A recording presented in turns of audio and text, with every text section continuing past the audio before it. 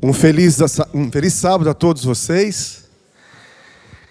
Que bom estarmos aqui juntos mais uma vez para louvarmos a Deus. Nós queremos agradecer a todos que chegaram, desejar as mais cordiais boas-vindas, dizer que nós aqui procuramos amar a Deus, procuramos amar o próximo e tentamos amar servir. Esse é o nosso propósito aqui da comunidade do Campolim. Existem pessoas que estão em pé agora nesse momento e nós gostaríamos de vê-los todos assentados aqui, bem acomodados. A gente se alegra muito em receber você que é membro da nossa igreja, mas você também que nos visita pela primeira vez, ou quem sabe já tem nos visitado outras vezes também. É sempre muito bom receber amigos em nossa casa. Queremos que vocês se sintam super à vontade. Nós temos aqui ainda lugares na frente. Podem vir aqui. Nós temos aqui pelo menos 2 lugares aqui, 3 lugares. 4 lugares. Então podem vir aqui, ficar à vontade. A gente quer que você fique bem acomodado para poder assistir o nosso culto da melhor maneira possível. Se alguém aqui precisar de mais um lugar, temos ainda 4 lugares aqui na frente, tá? Podem ficar à vontade. Abra sua Bíblia no Evangelho de João, capítulo 19. Evangelho de João, capítulo 19. E nós vamos ler a partir do verso 16. João, capítulo 19, verso 16 em diante. Hoje nós teremos um momento muito especial aqui após o culto. Nós marcamos um almoço com toda a igreja. Você que se preparou, você que gostaria de permanecer conosco aqui, você também é o nosso convidado, tá bom? Você pode almoçar conosco, encerrando essa semana toda especial, que foi a Semana Santa. Abra sua Bíblia então mais uma vez e leia comigo. Capítulo 20, o verso 16. Capítulo 19, melhor dizendo. Eu falei 20, gente? Eu estou ficando doido, né? 19, o verso 16 a 18. Diz assim: Então, Pilatos o entregou para ser crucificado. Verso 17. Tomaram eles, pois, a Jesus, e ele próprio, carregando a sua cruz, saiu para o lugar chamado Calvário, Gólgota em hebraico, onde o crucificaram e com ele outros 2, um de cada lado, e Jesus no meio. A Bíblia diz que Jesus Cristo foi crucificado. Se você der uma olhada nos evangelhos, nenhum deles dá detalhes sobre a crucifixão de Jesus.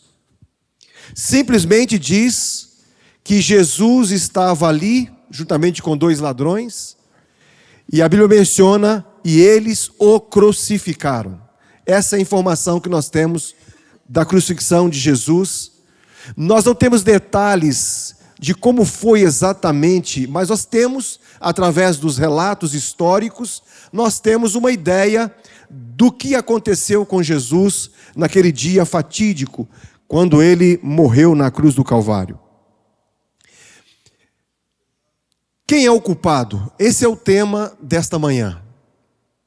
Quem foi que matou Jesus? Você já se fez essa pergunta? Ou já fez essa pergunta para alguém? Quem de fato matou Jesus? Ou quem é o culpado pela morte de Cristo? Essa pergunta tem sido feita durante séculos. Mas de fato, quem foi o responsável?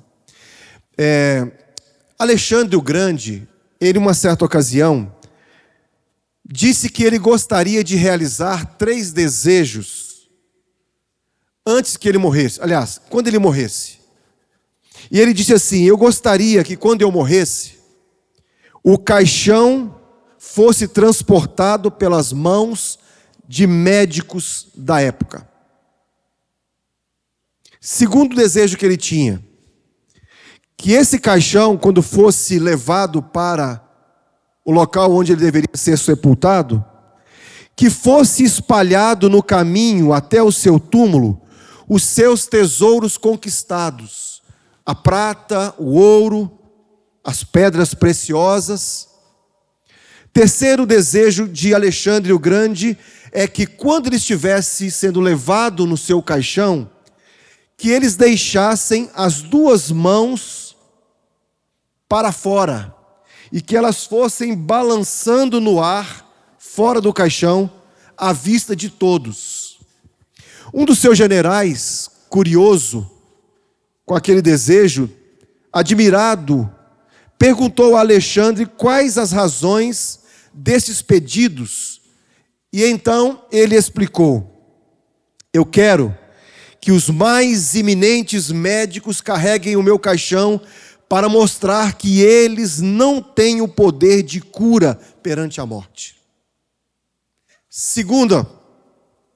Segundo motivo, eu quero que o chão seja coberto pelos meus tesouros, para que as pessoas possam ver que os bens materiais aqui conquistados, aqui permanecem. E terceiro, ele disse assim: eu quero que minhas mãos balancem ao vento, para que as pessoas possam ver que de mãos vazias viemos e de mãos vazias partiremos. Se a nossa vida se resumisse somente ao que acontece nessa terra, queridos, nós seríamos os mais miseráveis seres de todo o universo. Existe alguma coisa melhor do que o que nós vivemos aqui? Ou pelo menos deveríamos ter esperança de termos algo melhor do que o que recebemos aqui. Porque aqui existe uma palavra que se chama finitude. Você e eu somos finitos. Nada vamos levar dessa terra. Você está vivendo numa zona de conforto, você pode ter carros, casa, você pode ter dinheiro no momento, a sua conta bancária pode estar recheada, mas no momento em que você descansa, que você desce à sepultura, nada mais do que você conquistou nessa terra terá valor para você. No dia seguinte, outros tomarão conta de suas posses, daquilo que você construiu. Nesta manhã, me interessa, e eu acredito que interessa a você também, saber pelo menos duas coisas. Primeiro, quem foi o culpado pela morte de Jesus? Isso pelo menos me interessa bastante. E a segunda pergunta é: por que Cristo morreu? Você já pensou nisso? Quem foi o responsável pela morte de Jesus? Quem foi o maior responsável? As pessoas daquela época achavam que a doutrina de Jesus era extremamente perigosa e até mesmo subversiva. Os dirigentes judeus ficaram furiosos com Jesus, com a sua atitude desrespeitosa para com a lei e para com as reivindicações que ele provocava. Enquanto os romanos ouviram dizer que ele estava se proclamando rei dos judeus, desafiando assim a autoridade de César. Então ele era rejeitado e questionado pelos romanos e também era questionado pelos próprios judeus. Para ambos os grupos, Jesus parecia ser um pensador, um pregador revolucionário, e alguns o consideravam também como um ativista revolucionário. Queridos, Jesus perturbou o status quo tão profundamente que decidiram acabar com ele. E eles fizeram uma aliança maligna para destruir Jesus. Ele foi criticado de blasfêmia. Aqui está uma acusação teológica.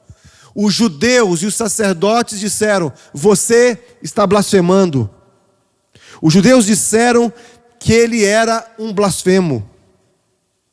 Blasfêmia é uma insulta à divindade, é um insulto à religião, um insulto àquilo que é considerado sagrado. E Jesus estava nesse pé, diante dos judeus. A palavra quer dizer um insulto que ofende o que é considerado digno de respeito e de reverência. Ele não foi somente acusado teologicamente de blasfêmia, mas ele foi acusado também de que ele estava sendo um indivíduo que levava as pessoas à sedição. Era uma acusação política. Todo aquele que se levantava contra a autoridade constituída, todo aquele que fazia uma revolta, um motim, que também realizava algum tipo de crime contra a segurança do Estado, era considerado uma pessoa que não deveria ser digna de confiança.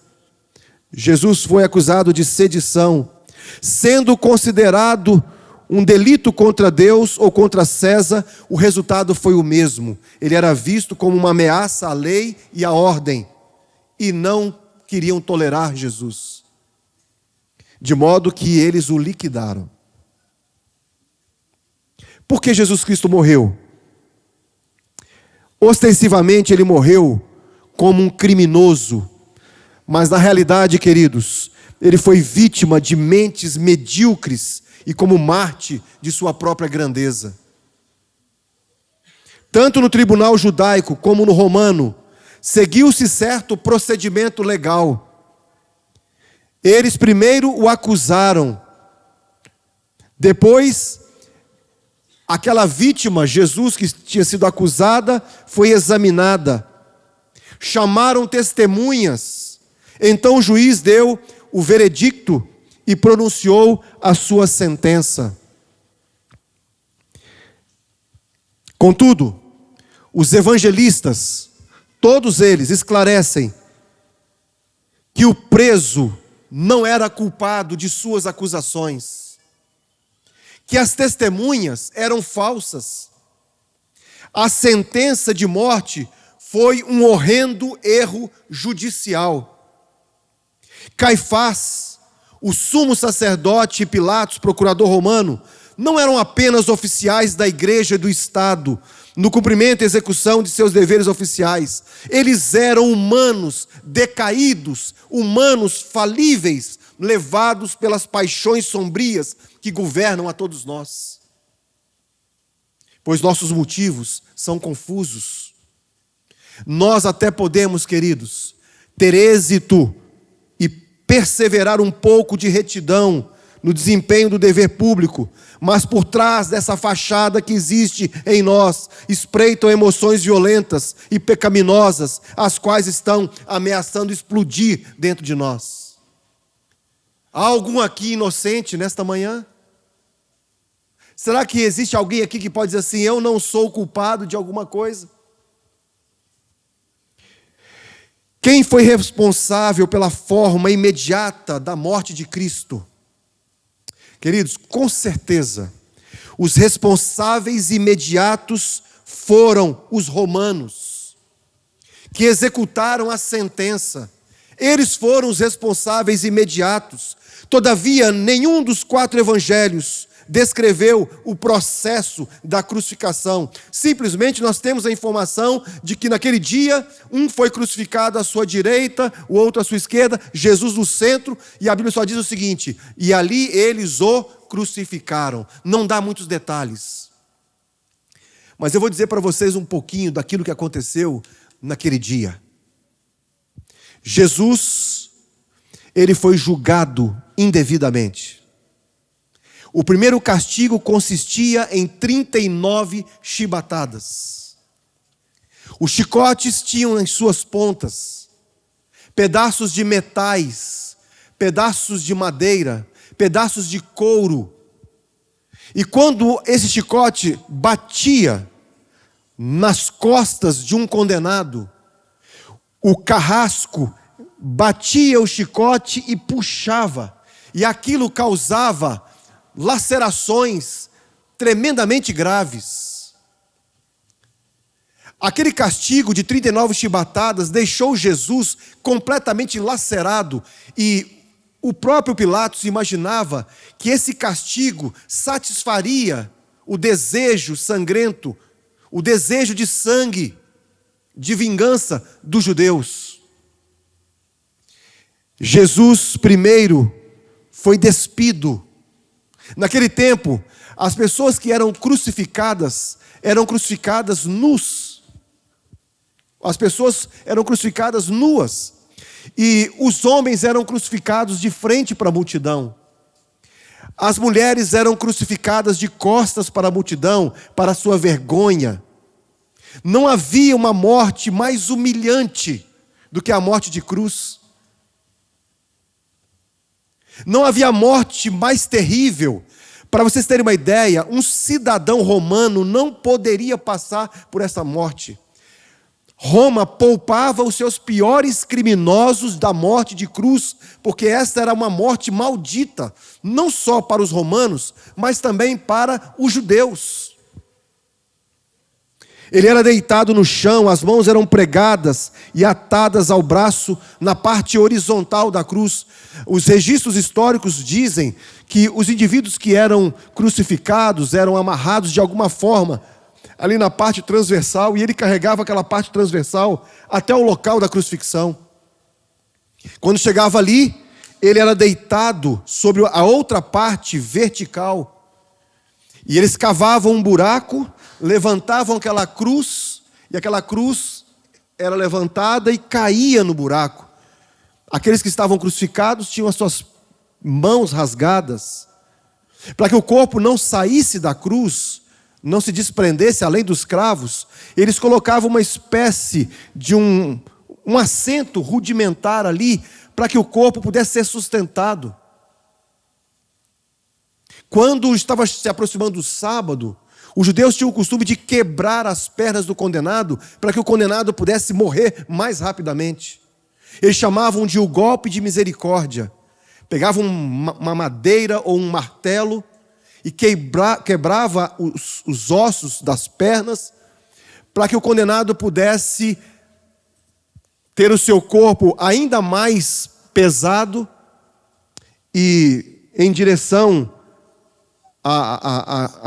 para baixo, e aquilo acabava produzindo uma morte por asfixão.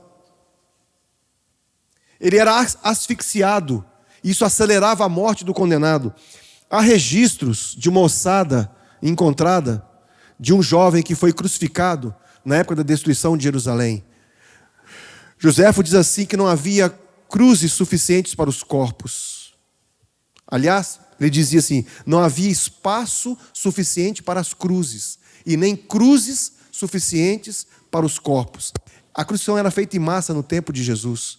E no tempo da destruição de Jerusalém, esse jovem que foi encontrado, a ossada dele, comprova que eles eram crucificados, um pé era posto sobre o outro e um cravo atravessava ambos os calcanhares. No dia que Jesus foi crucificado, ele perdeu muito sangue. Houve hemorragia. Houve muita perda de sangue. Isso causou a paralisação, né? E automaticamente ele também teve tétano. Tétano se manifestou. O sol causticante queimava a sua carne. Ele foi coroado com uma coroa de espinhos. Quantas coisas fizeram com Jesus? Quem foi que matou Jesus, queridos? Aqui nós vemos que os líderes foram responsáveis pela morte de Jesus. Judas traiu Jesus por ganância, entregou o mestre por 30 moedas de prata. Os sacerdotes traíram Jesus por inveja. E os soldados mataram Jesus cumprindo seu dever, executaram a sentença sob ordens superiores. Mas de quem era a culpa, queridos? Vejam só, Canon Peter Green diz assim: somente o homem que está preparado para aceitar sua parcela de culpa da cruz pode reivindicar parte de sua graça. Antes da gente pensar assim, Jesus morreu na cruz do Calvário para me salvar, eu devo pensar assim: por que Jesus morreu na cruz? Se eu não encontrar na cruz um motivo de meu arrependimento, nada terá sentido para mim. Jesus me salvou na cruz, mas a menos que eu reconheça que eu também tenho parte da culpa, nada terá significado. Os evangelistas simplesmente relataram e o crucificaram, vestiram-no com um manto de púrpura, colocaram uma coroa de espinhos na sua cabeça, um cetro de caniço na sua mão direita, vendaram-lhe os olhos, cuspiram nele, bateram em sua face, deram em sua cabeça. Ao mesmo tempo, o desafiaram a identificar quem estava fazendo aquilo. Também se ajoelharam diante dele e o zombaram. Os evangelistas não oferecem detalhes da crucifixão. Não fazem referência alguma sobre o martelo, os detalhes do prego, a dor, nem mesmo o sangue. Isso não é dito pelos evangelistas. Sabe por quê, queridos? Porque a ênfase não está no que eles fizeram com Jesus. A ênfase do texto está sim no que ele, Jesus, fez pela humanidade. No que ele fez por mim e por você. Foi por amor. Foi por amor. Tudo o que nos dizem e o crucificaram. Os soldados romanos tiveram que cumprir seu dever. Estavam seguindo ordens. Se alguém deveria ser culpado, não seria eles, mas Pilatos. Mas quem foi que entregou a Pilatos Jesus? Foram os sacerdotes e os judeus. Então os judeus eram culpados. Porque se os judeus não tivessem entregado Jesus para Pilatos, Jesus não teria naquele momento passado por aquela situação. Mas quem era culpado de fato era Judas. Porque se Judas não tivesse passado essa informação para os sacerdotes, eles não teriam entregado Jesus. Então Judas era culpado. Cada um tem a sua parcela de culpa. Pilatos inclusive tentou sair e arrumar desculpas. Pilatos enviou Jesus até Herodes, mas Herodes devolveu Jesus sem sentença. Ele tomou meias medidas. Ele disse assim: portanto, depois de castigar, soltá-lo-ei. Ele lavou as suas mãos. Interessante, queridos, que Pilatos tentou fazer a coisa certa, soltar Jesus, com um motivo errado, pela escolha da multidão. E nesta manhã, queridos, Deus tem um convite para cada um de nós.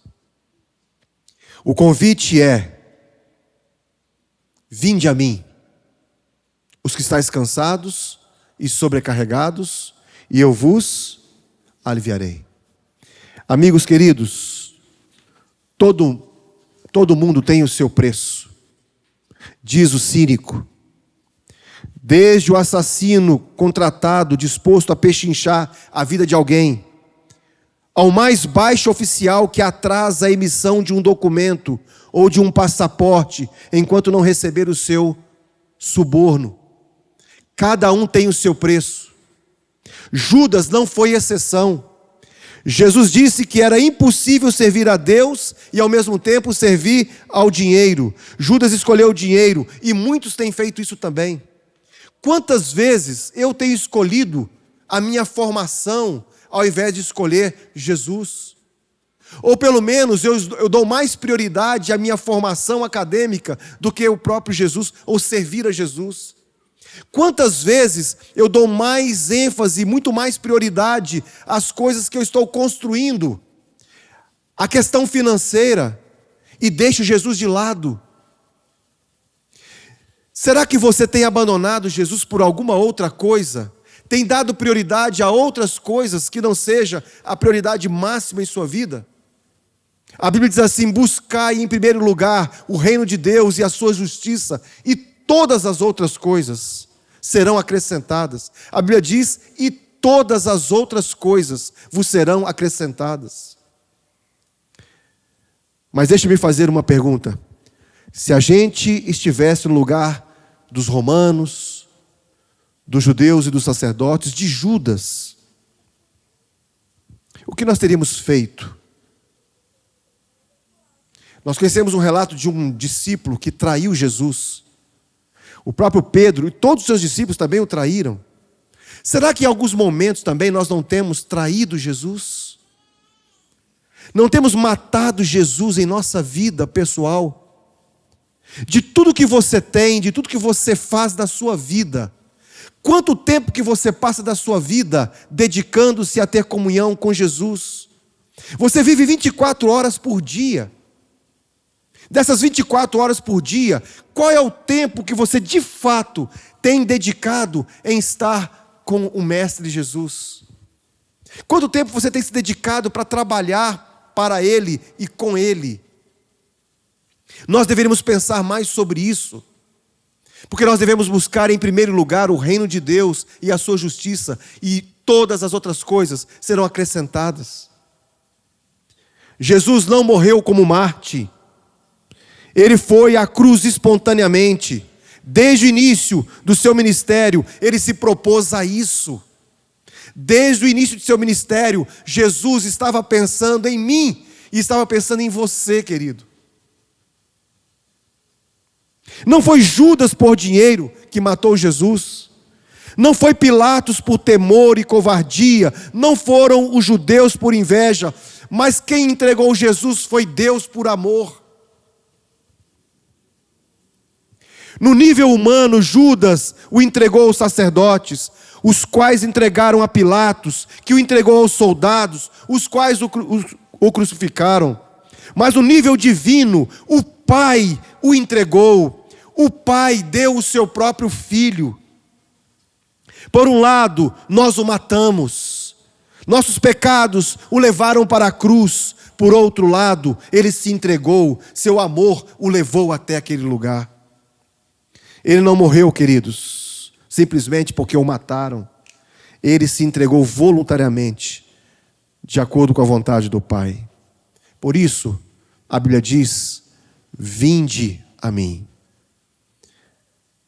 Uma certa ocasião, um indivíduo encontrou-se com alguém conhecido, um grande amigo. Já tinha muito tempo que eles não se encontravam. E aí, ao se encontrarem, começaram a conversar, como é próprio de quem se encontra com alguém conhecido, e você quer saber das notícias, como anda a vida. Um deles disse assim: como é que está a vida? Está tudo bem, maravilhosa, graças a Deus. E ele disse assim: quais são os seus planos de agora em diante? Aí um deles disse assim: eu quero me formar. Eu quero terminar a minha faculdade. Eu quero ter uma profissão e quero ser bem-sucedido nessa profissão. Aí o colega disse assim: mas e depois disso, o que você pretende fazer? Ele disse assim: bom, depois que eu me formar, eu quero poder trabalhar, eu quero ganhar muito dinheiro, eu quero me especializar ainda mais, quero construir o meu próprio patrimônio, quero ter estabilidade na vida. E aí aquele amigo disse assim: mas e depois disso? Ele falou: depois que eu tiver estabilidade, aí eu quero conhecer uma pessoa especial. Quero conhecer alguém para que eu possa compartilhar a minha vida. Eu quero me casar. Quero constituir família. E aí aquele outro indivíduo disse assim: mas e depois disso? Ele falou: depois disso, aí eu quero ter filhos. Eu quero poder educar meus filhos. Quero poder me realizar como pai. E aí aquele indivíduo disse assim: mas e depois disso? Aí ele disse: mas depois disso? Aí depois disso eu vou viajar pelo mundo, conhecer novos países, porque eu já vou ter uma boa condição financeira. Então eu quero conhecer outras coisas, quero aproveitar tudo aquilo que eu fiz e pelo qual eu me sacrifiquei. Aí o amigo disse assim: mas e depois disso? Ele falou: bom, depois disso, aí a vida nos leva a uma situação que a gente vai envelhecer, né? Eu vou envelhecer. Aí aquele amigo perguntou assim: mas e depois que você se envelhecer? E depois? Qual é o seu plano? Ele falou: depois não tem como ter plano, porque depois eu vou morrer. Aí ele disse assim: e depois? Queridos, se você esqueceu de tudo aquilo que foi falado aqui nesta manhã, eu queria que você não se esquecesse de uma coisa. Buscai em primeiro lugar o reino de Deus e a sua justiça, e todas as outras coisas vos serão acrescentadas. Se preocupe com o último depois. Quando você morrer, e depois? Se você tivesse que agora fechar os seus olhos e você viesse a descansar, qual seria o seu plano para esse depois? O que você fez para poder usufruir desse depois? Tem alguma coisa que ainda falta para você regularizar a sua vida espiritual com Deus? Está faltando alguma coisinha ainda? O que você precisa mudar na sua vida espiritual? Vamos conversar aqui de coração a coração? O que está faltando para você se despertar? O que está faltando para eu me despertar e dizer assim: Senhor, eu quero viver uma vida impelida pelo poder do Teu Espírito. Eu quero viver de uma tal forma que nada mais seja tão importante para mim, para a minha vida, do que o Teu amor, do que amar o Senhor, amar o meu próximo, amar servir as pessoas. Nada é tão importante para mim, Senhor, como pregar o Teu reino, falar do Teu amor, tornar conhecido aquilo que o Senhor fez pela humanidade. Hoje é o dia de você entregar-se completamente a Deus. Alexandre o Grande, ele tinha a clara convicção de que tudo o que ele havia construído nesse mundo era nada perante aquilo que a gente precisava valorizar. Ele sabia que ele era um ser finito. A finitude faz parte dos seres humanos enquanto aqui estivermos nesse mundo de pecado. Ninguém aqui vai levar nem uma prata, nem ouro, nada. Do mesmo jeito que a gente veio, com mãos vazias, nós vamos voltar de mãos vazias para o pó da terra. Ninguém aqui tem poder sobre a morte. Nenhum médico é capaz de trazer vida a uma pessoa se ela não tem mais saúde para continuar existindo. Só Deus pode pegar um barro morto da beira de um riacho e gerar vidas. Deus quer operar em sua vida nesta manhã, querido. Se você sente o desejo de fazer uma entrega a Jesus nesta manhã, considerando tudo aquilo que Ele fez na cruz do Calvário por você, você vai ouvir agora uma música especial. Enquanto você estiver ouvindo essa música, pensa se a sua vida tem semelhança com essa oração que será aqui cantada. Talvez eu esteja falando para alguém que esteja se sentindo o pior de todos os seres humanos. Talvez eu esteja falando para alguém aqui que já perdeu a vontade até de viver. Talvez eu esteja falando para alguém aqui que esteja sendo massacrado, está com o coração partido, não vê solução para o problema.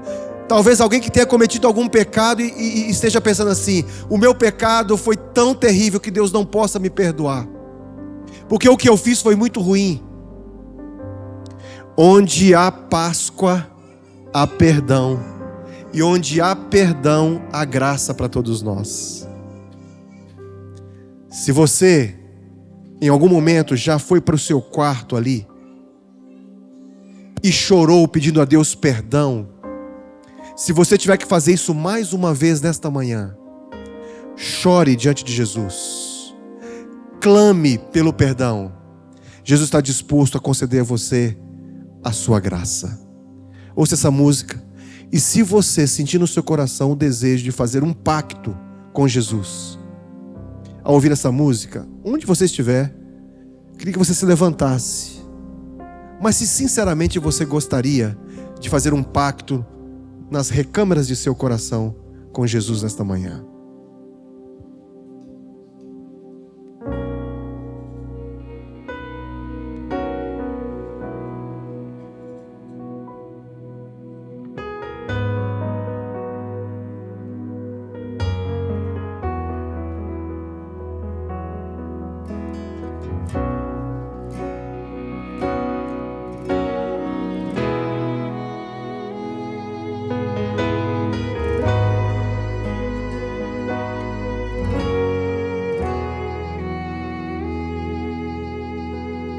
Triste estou por ter perdido a inocência pura que vivi. Pedaços que de mim caíram pareciam ter caído num vazio. Mas Deus ouviu quando eu clamei, quando pequei.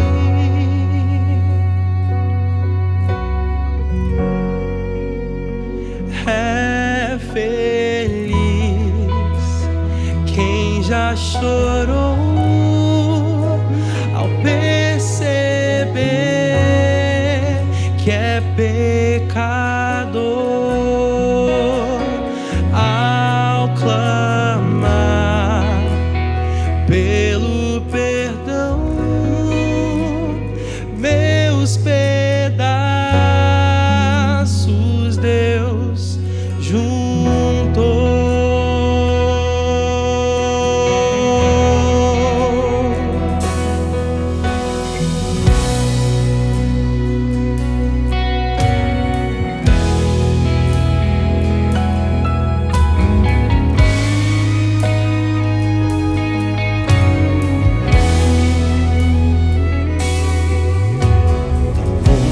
Caminhei sem ter Deus, até o respeito próprio eu perdi, tentando procurar saídas na mesma armadilha eu caí.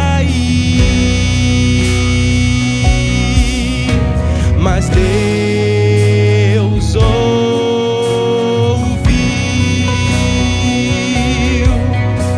quando eu clamei, quando pequei.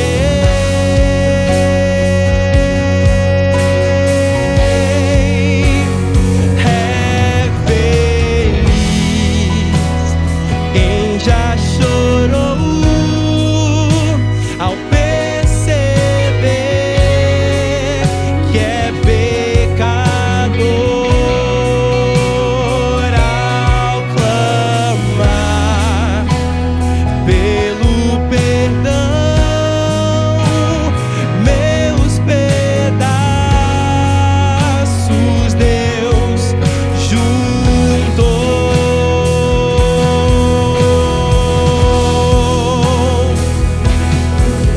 E a fórmula de vida que resiste à tentação é buscar sua palavra, se render em oração. Eu nem mesmo tenho forças pra enfrentar quem já perdeu. Minha armadura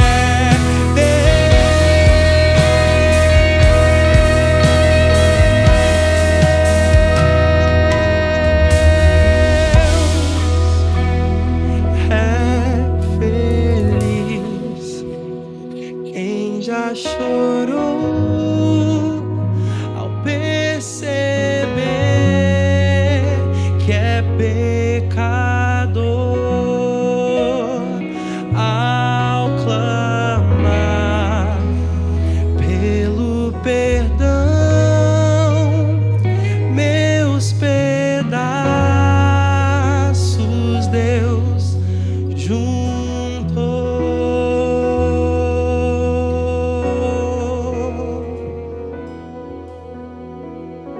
Senhor Deus, aqui estamos, Senhor, em pé diante do Senhor, porque nós queremos fazer um pacto em nosso coração contigo. Ó Deus querido, Obrigado porque um dia o Senhor desceu dos céus, do teu trono de graça, sem que precisasse fazer isso, mas o Senhor nos amou muito antes que nós o amássemos.